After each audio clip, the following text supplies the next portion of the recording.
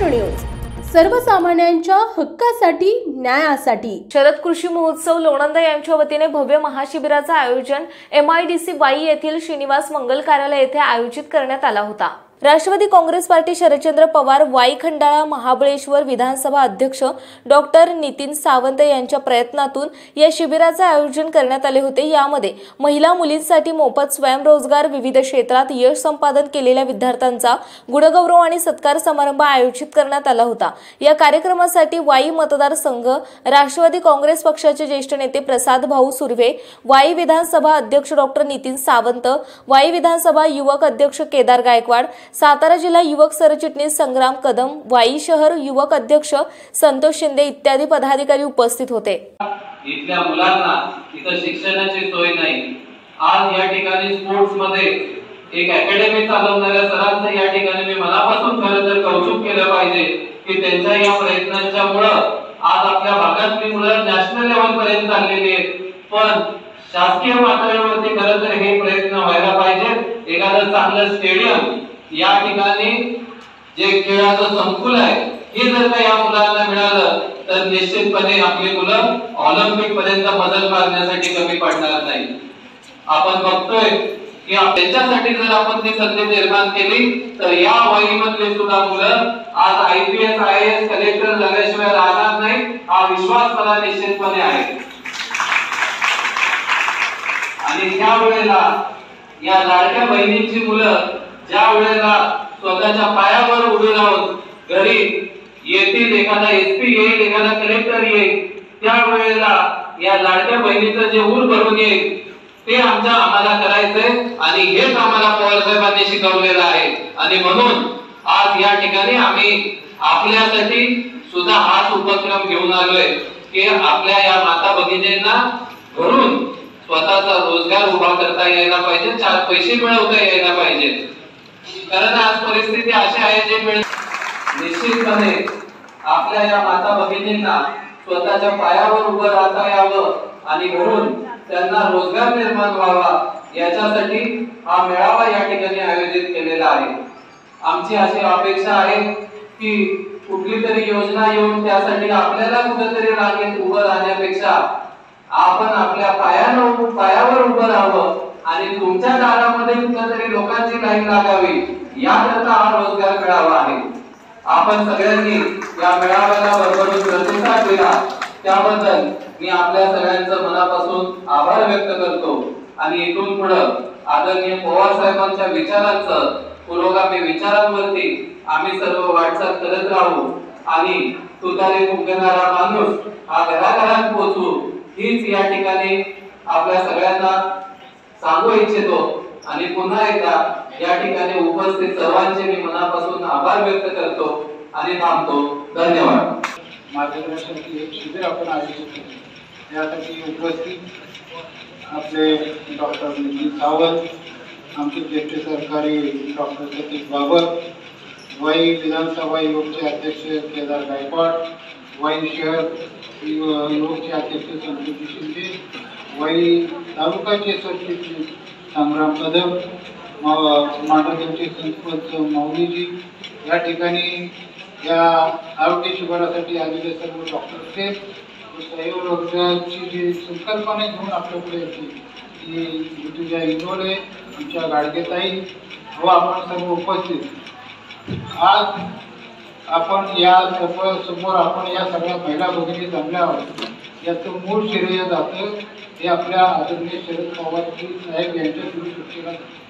कारण की त्यांचे म्हणणं असं असतं की एक महिला जर सक्षम झाली तर एक कुटुंब सक्षम होतं। आणि त्याच संकल्पनेतून पवार साहेबांनी प्रथमतः पंचायत राज झालं, आपल्या महिला भगिनीला गावचं सरपंच करता, सोसायटीचं चेअरमन होता आलं, जिल्हा परिषदेचं अध्यक्ष होता आलं, विधिमंडळात आपल्याला काम करायची संधी मिळाली। हे सगळं घडलं ते आदरणीय पवार साहेबांमुळे व आदरणीय पवार साहेबांचं आम्हाला सतत एकच मार्गदर्शन असतं, राजकारण हे फक्त आपण निवडणुकीपुरतं राजकारण करायचं, इतर वेळी 100% आपण आपलं समाजकारण करायचं।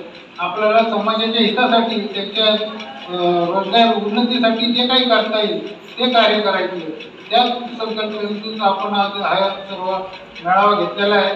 मी आपला काही जास्त वेळ घेत नाही, कारण की आता बाकीचा अजून कार्यक्रम पार पडणार आहे. आपल्या या सगळं आपण सर्वजण उपस्थित राहिला याबद्दल मी पक्षाच्या वतीने आपल्या सर्वांना धन्यवाद देतो, आभार मानतो व आपले पक्षाची धोरण हे आपण जास्तीत जास्त आपल्या महिला भगिनी आणि कुटुंबामध्ये पोहोचावे अशी विनंती करतो. सांगतो. जय हिंद, जय महाराष्ट्र.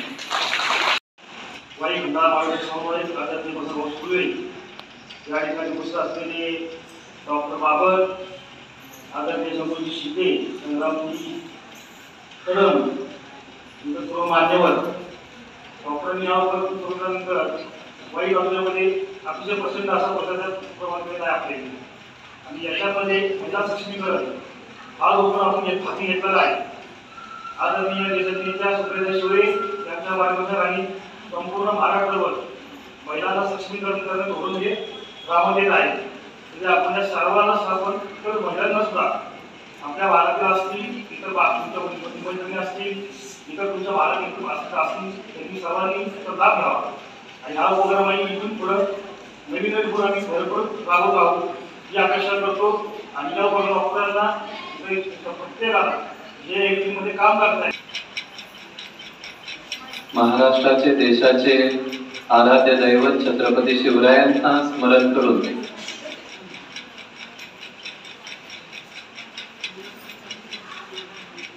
महात्मा ज्योतिबा फुले, छत्रपती शाहू महाराज आणि महामानव डॉक्टर बाबासाहेब आंबेडकर यांना अभिवादन करून आज या शिबिरासाठी उपस्थित सर्वांचं मी मनापासून स्वागत करतो. या शिबिरासाठी उपस्थित अध्यक्षस्थानी आमचे मार्गदर्शक आणि आदरणीय शरदचंद्र पवार साहेबांचे सहकारी सन्माननीय प्रसाद भाऊ सुर्वे, त्याचबरोबर या ठिकाणी उपस्थित माझे मार्गदर्शक सहकारी आणि मित्र डॉक्टर बाबर सर, वाई विधानसभा युवक अध्यक्ष केदारजी गायकवाड, वाई शहर युवक अध्यक्ष.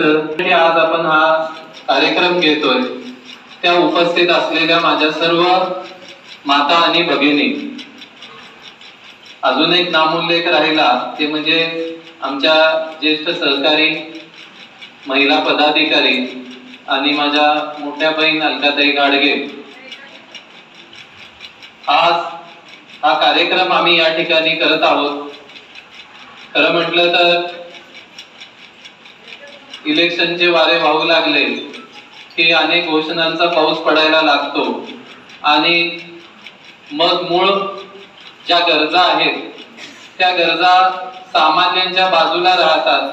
सामान्य माणसाला काय हवंय याच गोष्टी या गोंधळामध्ये झाकल्या जातात. आदरणीय साहेबांचं तत्व आहे की समाजकारणातनं राजकारण झालं पाहिजे आणि त्याच गोष्टीतून प्रेरणा घेऊन आम्ही या ठिकाणी या महाशिबिराचं आयोजन केलेलं आहे. यामध्ये आज अनेक ज्येष्ठ नागरिकांनी हृदयरोग तपासणीची लाभ घेतला. त्याचबरोबर या ठिकाणी आपल्या भागातील अनेक विद्यार्थी आहेत, स्पोर्ट्स मध्ये कामगिरी केलेले अनेक खेळाडू आहेत, यांचाही सन्मान आपल्या सगळ्यांच्या उपस्थितीमध्ये आपण करणार आहोत. आणि विशेष करून या ठिकाणी उपस्थित असलेल्या आमच्या सर्व माता भगिनी ज्यांच्या स्वयंरोजगाराचं शिबिर आपण या ठिकाणी घेत आहोत. आज आपण बघतोय की महागाई वाढलेली आहे, अनेक अडचणी आपल्या माता भगिनींना रोजच्या जीवनामध्ये तोंड द्यावं लागतायत. खरं म्हटलं तर शासनाच्या काही योजना यायला लागलेल्या आहेत आणि सगळ्यांनाच आता लाडकी बहीण ही योजना सगळ्यांना समजलेली आहे. पण त्याचबरोबर आपल्या लाडक्या भावांची पण काय काय गोष्टी आहेत या सुद्धा मला या ठिकाणी सांगाव्याशा वाटतात. हे सांगण्यापूर्वी ज्या काही मागचे आपले अनुभव आहेत, मागील काही वर्षात 1000चा किराणा 2500 झाला, म्हणजे वर्ष 1500 आपले लाडके भाऊ घेऊन गेले. म्हणजे अशा पद्धतीमध्ये सगळ्याच गोष्टी आता या ठिकाणी अनेक शेतकरी वर्ग उपस्थित आहेत, जी 4-5 वर्षापूर्वी खतांच्या किमती होत्या, बियाण्यांच्या किमती होत्या, त्या चौपट 5पट वाढलेल्या आहेत. ते सुद्धा आपले लाडके भाऊ घेऊन चाललेले आहेत. आणि अशा परिस्थितीमध्ये आज इलेक्शनच्या तोंडावरती त्यांना लाडकी बहीण आठवायला लागलेली आहे. ही लाडकी बहीण ज्या वेळेला त्यांना आठवते त्यावेळेला आमच्या एका सहकारी पदाधिकाऱ्यांनी एक गोष्ट सांगितली. एक भाऊ बहीण असतात, बहिणीची परिस्थिती अतिशय गरिबीची असते, भावाकडे जाते त्यावेळेला भाऊ तिच्याकडे बघतही नाही, बिचारीचा अपमान होतो. परत ती तिच्या सासरी जाते, दिवस बदलतात, तिला श्रीमंती येते, त्यावेळेला भाऊ तिचा आदर आतिथ्य करण्यासाठी तिला बोलवतो, तिचं पंचपक्वान्नाचं तिला ताट वाढतो. त्यावेळेला बहीण या ठिकाणी त्या ताटाजवळ तिच्या गळ्यातले सगळे दागिने काढून तिथे ठेवते. भाऊ विचारतो की आता हे काय करतेस? त्यावेळेला बहीण म्हणते, तू मला नाही माझ्या श्रीमंतीला बोलवलेलं आहे. तसंच आज या लाडक्या भावांना लाडक्या बहिणीची आठवण यायला लागली आहे, कारण इलेक्शन जवळ आलेले आहे म्हणून या लाडक्या बहिणीची आठवण यायला लागली आहे. पण खरं म्हटलं तर आज जवळपास शाळा बंद पडलेल्या आहेत, आज शिक्षणाची गैरसोय झालेली आहे, दवाखाने कुठे नाही. आज जर आपल्या मुलांना चांगलं शिक्षण घ्यायचं झालं तर आपल्याला वाईच्या बाहेर जावं लागतं. अनेक ठिकाणी आज मी पेशंट बघितले, त्यांचे उपचार कुठे चालू आहेत तर सातारला चालू आहेत, डॉक्टर हेलेमठ पुण्याला चाललेले आहेत, मग वाईमध्ये काय होत नाही. मग हा खर्च, हा भुर्दंड आमच्या लाडक्या बहिणींवर येत नाही का? आज आपल्या परिसरातील बातम्या पाहण्यासाठी आजच आमच्या सत्यशोधक महाराष्ट्र न्यूज चॅनलला यूट्यूबवर सबस्क्राईब करा आणि बेल आयकॉन प्रेस करा.